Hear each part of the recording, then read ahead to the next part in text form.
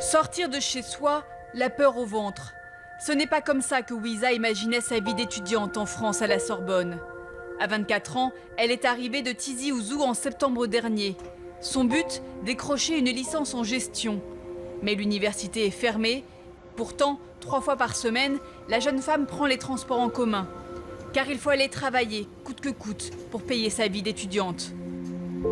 Je prends le tramway pour aller travailler et c'est juste horrible pour moi parce que non seulement il est rempli, il y a des gens qui ne se protègent même pas, ni gants, ni bavettes.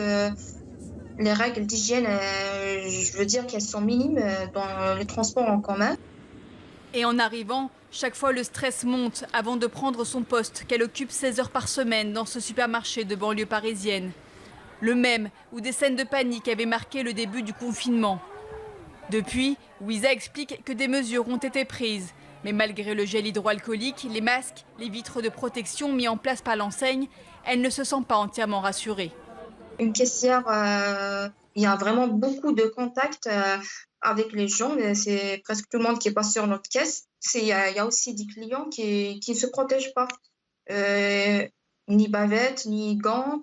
Et je suis obligée de toucher tous les produits qu'ils touchent du moment que je suis obligée de les scanner.